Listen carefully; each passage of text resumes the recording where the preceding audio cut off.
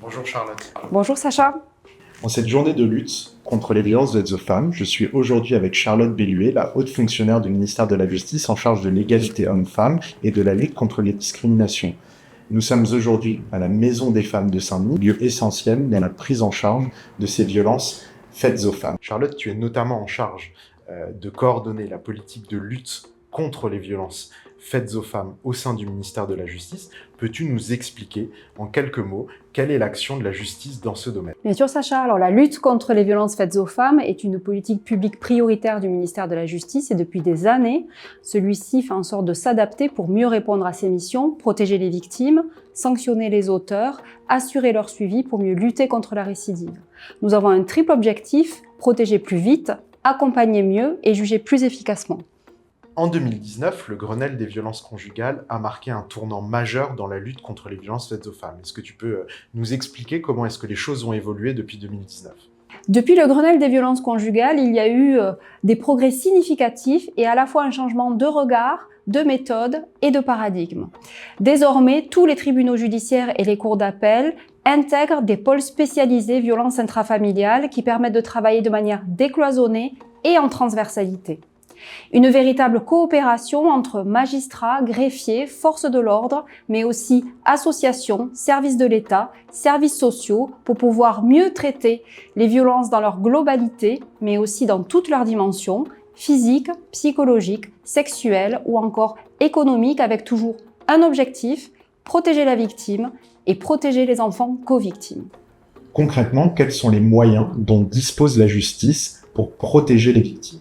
3 dispositifs concrets. L'ordonnance de protection, délivrée par le juge aux affaires familiales, qui permet, dans une situation d'urgence, de protéger la victime à partir de mesures garantissant son intégrité, mais également de prendre des mesures dans le champ de la vie familiale. Un peu plus de 4000 ordonnances de protection ont été délivrées en 2024.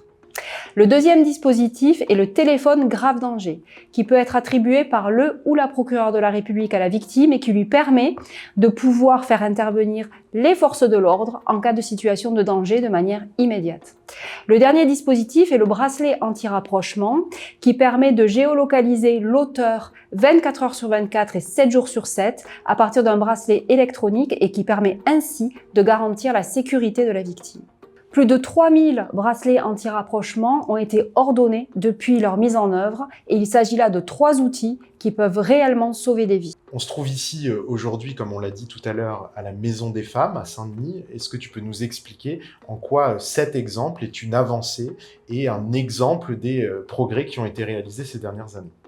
Alors, ce type de structure est le parfait exemple d'une coopération parfaite.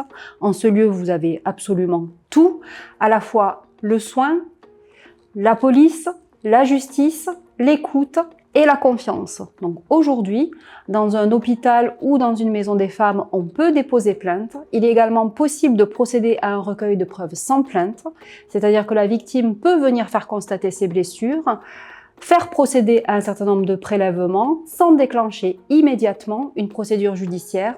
Il s'agit là d'une mesure qui est très respectueuse de la victime et de son rythme.